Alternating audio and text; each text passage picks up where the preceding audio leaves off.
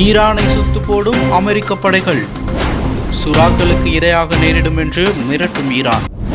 அமெரிக்க அதிபர் ட்ரம்ப் தலைமையிலான team Iran மேலே தரைவழி தாக்குதல் நடத்த போகிறாங்க அப்படின்ற ஒரு பேச்சு அடிப்படுது.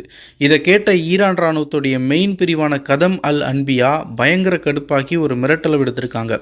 ஈரான் இராணுவத்தையும் அந்த நாட்டுடைய புரட்சிகர படையையும் சேர்த்து கவனிச்சுக்கிற இந்த கதம் அல் அன்பியா அமைப்புடைய செய்தி தொடர்பாளர் என்ன சொல்லியிருக்காரு அப்படின்னா, அமெரிக்கா மட்டும் அவங்க சொன்ன மாதிரியே பாரசீக வளைகுடா வழியாக ஈரான் மேலே போர் தொடுத்தா அந்த போரில் கலந்துக்கிற அமெரிக்க தளபதிகளும் சரி, வீரர்களும் சரி, எல்லாரும் அங்கே இருக்கிற சுறா மீன்களுக்கு தான் இரையாவாங்க, ஒருத்தங்கூட உசுரோட வீடு திரும்ப மாட்டீங்க அப்படின்றதையும் சொல்லியிருக்காரு.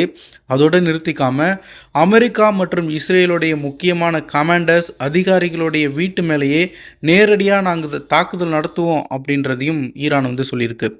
ஈரானுடைய மீடியாக்கள் ட்ரம்ப் மேலே அடுக்கடுக்காக குற்றச்சாட்டுகளை வச்சுக்கிட்டு இருக்கு. அதாவது அமெரிக்கா தன்னுடைய நாட்டு படைகளை நேருக்கு நேர் போர்க்களத்தில் சந்திக்க விடாமல் மக்கள் இருக்கிற இடத்துலையும் பொருளாதார மையங்கள்லையும் ஒளிச்சு வச்சு பாதுகாக்குது அப்படின்னு ஈரான் குற்றம் சாட்டியிருக்கு. ஏற்கனவே ஈரான் யூனிவர்சிட்டிகளை அட்டாக் பண்ணதுக்கு பதிலடியாக அமெரிக்கா மற்றும் இஸ்ரேலில் இருக்கிற காலேஜ் அண்ட் யூனிவர்சிட்டி மேலே தாக்குதல் நடத்துவோம் அப்படின்னு ஈரான் நேற்று சொல்லியிருந்துச்சு. அதோடைய தொடர்ச்சியாக தான் இன்றைக்கி இந்த மிரட்டலும் வந்திருக்கு. ஒரு பக்கம் பேச்சுவார்த்தை நடத்தலாம் வாங்கன்னு கூப்பிட்டாலும், இன்னொரு பக்கம் கடல், தரை, வானம்னு 3 வழிகளையுமே ஈரானை நெருங்கிறதுலையே அமெரிக்கா குறியாக இருக்குது. ஆனால் ஈரான் என்ன சொல்லுது அப்படின்னா, எங்கள் இடத்த ஆக்கிரமிக்க பார்த்தா அதை கவனிக்க நாங்கள் முழுசாக தயாராக இருக்கோம் அப்படின்னு பதிலடி கொடுத்துருக்காங்க.